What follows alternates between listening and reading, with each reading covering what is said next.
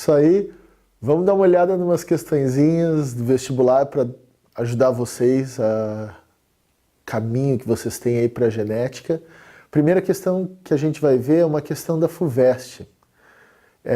Essa questãozinha que está aparecendo aí para vocês, e ela diz assim: no heredograma ao lado, a menina 2.1 tem uma doença determinada pela homozigose quanto ao alelo mutante do gene localizado num autossomo. A probabilidade de seu irmão 2.2, clinicamente normal, possui esse alelo mutante é. Então, a primeira coisa que a gente precisa dar uma olhada são os símbolozinhos relacionados aí com essa heredograma, né? Nesses símbolozinhos que a gente tem, vocês estão vendo aí o quadradinho. O quadrado, ele significa pessoa do sexo masculino. A bolinha, pessoa do sexo feminino. E esse losango é sexo indefinido.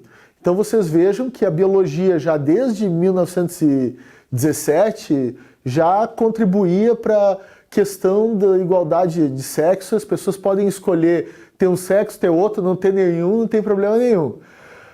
Dentro dos quadradinhos nós vamos ter os números. Esses números indicam a pessoa da geração. Então, o primeiro indivíduo a nascer naquela geração, o segundo indivíduo a nascer na geração, cada um desses indivíduos vão estar aí colocados com um númerozinho. Se a pessoa tem uma doença, se ele é afetado pela doença, ele vai aparecer com o quadradinho todo escuro. E se essa pessoa ela é indicada, se essa doença é um caráter autossômico, ela vai aparecer com o quadradinho metade escuro, metade claro.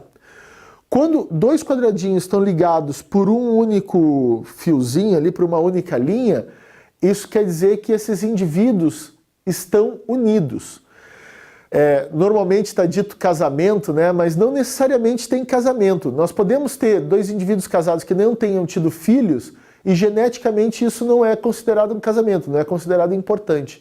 Então, quando os dois indivíduos estão casados e eles vão ter o filho, eles têm aquela linhazinha ali. Tá? Nós podemos simbolizar divórcio, nós podemos simbolizar, por exemplo, se um irmão casou com uma irmã, tá? Com esse casamento com duas linhazinhas, se os casamentos são, se essas uniões vão gerar gêmeos consanguíneos ou gêmeos, o que a gente chama os dizigóticos, né? Cada um desses símbolos, gente, vai orientar vocês naquilo que a gente chama de heredograma. Então vamos dar uma olhadinha nos termos que foram falados para vocês naquela questão. Primeira coisa, falava que eles eram homozigotos. O que é um indivíduo homozigoto? Homozigoto é o indivíduo azão-azão ou azinho-azinho. Ou seja, é aquele indivíduo que tem o alelo do pai e o alelo da mãe iguais, tá? Esse é o indivíduo homozigoto. O heterozigoto é aquele que o alelo paterno é diferente do alelo materno, ou seja, um é alelo azão e o outro é alelo azinho. Quanto àquelas características que vão determinar, né, se o cara tem, por exemplo, se o caráter tem dois genes, nós vamos ter o gene A e o gene B. Se o indivíduo é homozigoto, com dois genes, ele vai ser azão-azão, bezão-bezão. Esse cara é o homozigoto dominante. Ou azinho-azinho, bezinho-bezinho. Esse daí é o homozigoto recessivo. Se ele é heterozigoto para dois genes, a gente pode chamar esse cara de duplamente heterozigoto.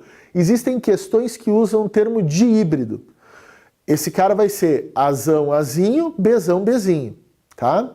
Então, dando uma olhada lá na questão, a menina 2.1, 2, aquele 2 em números romanos, quer dizer que ele é da segunda geração. E ela é o primeiro indivíduo a nascer na segunda geração, que é aquela bolinha escura, tá? Ela é a que tem a doença determinada, por isso que ela está escuro.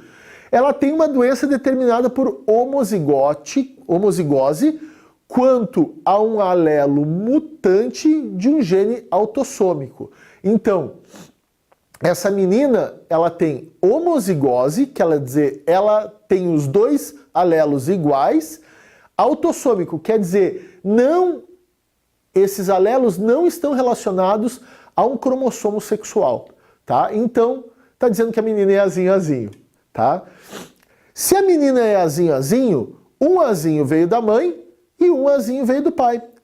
Mas vejam que nem a mãe nem o pai são indivíduos que possuem a doença. Então, tanto a mãe quanto o pai têm que ter o azão.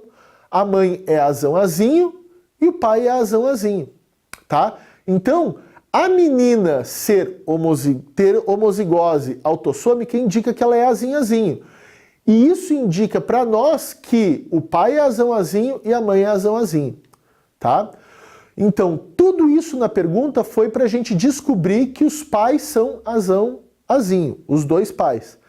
Eles estão perguntando qual é a probabilidade do irmão 2,2, que ele é clinicamente normal, né? Na figura ali está mostrando que o irmão está em branco, ele é clinicamente normal.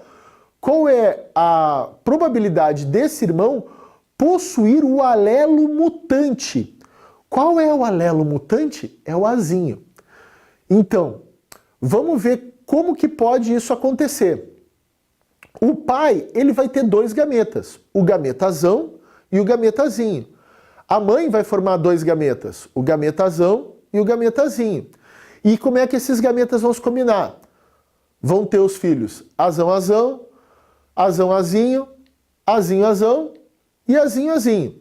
Vejam, desses filhos, o azão, azão, ele pode ser o irmão da menina. O azão, azinho também pode ser o irmão da menina.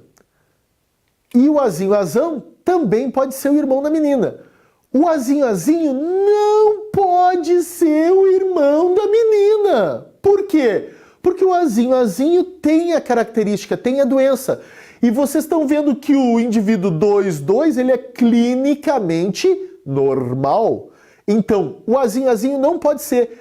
Eu tenho 3 chances para o irmão da menina nascer clinicamente normal. Azão, azão, azão, azinho e azinho, azão.